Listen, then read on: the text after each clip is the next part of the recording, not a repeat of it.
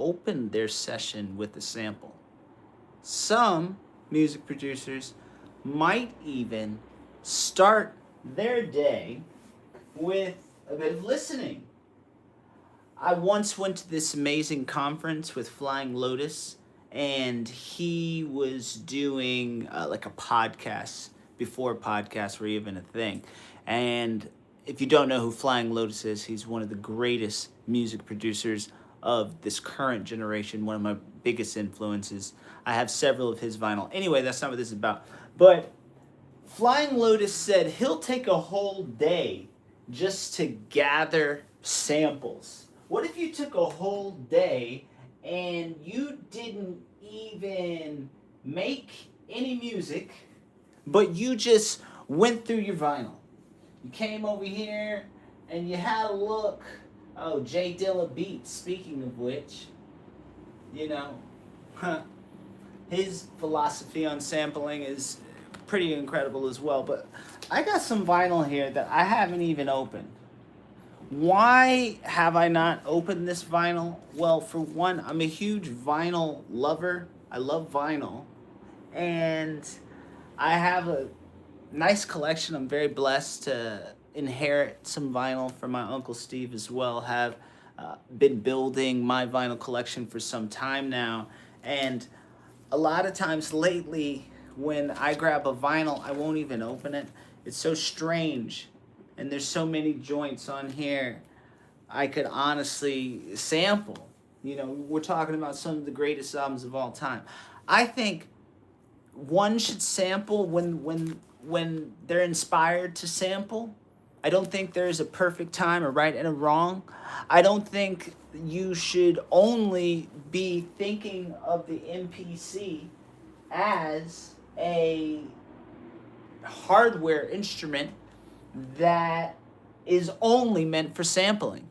That's not the case. It's more than that. It's oftentimes when I approach the MPC X, I'm thinking of a musician, songwriter perspective. You know, pardon the fire trucks in the background because they're gonna probably get very loud right here in a second.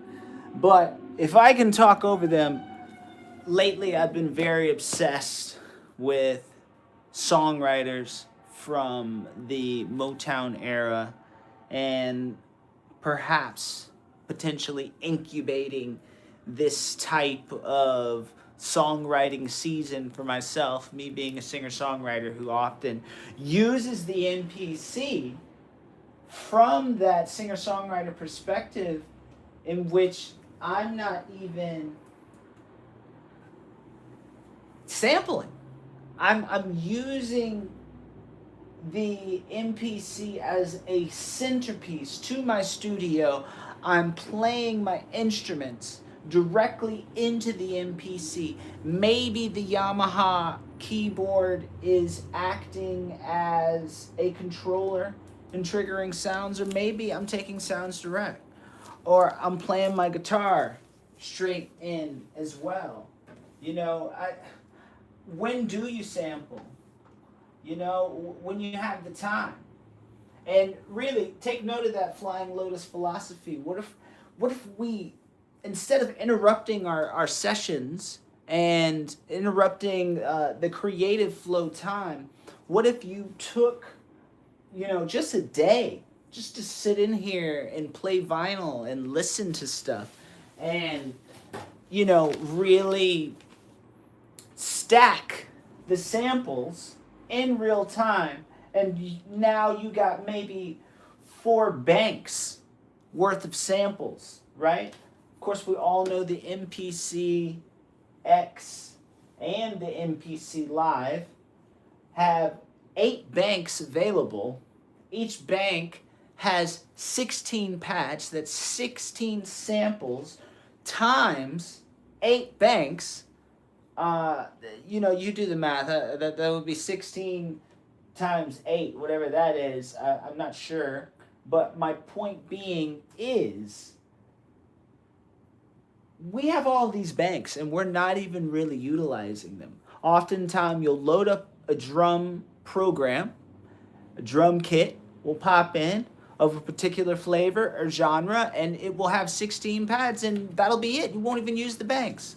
So I don't know. I just wanted to have a conversation about the idea of sampling.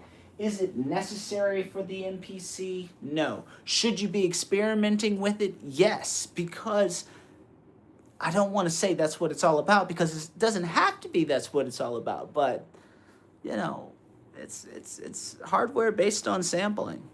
Thank you. Subscribe for more. I appreciate the love. Peace.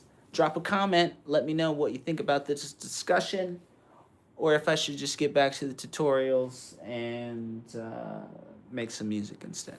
Thank you. Peace. Love. Be easy. Happy holidays.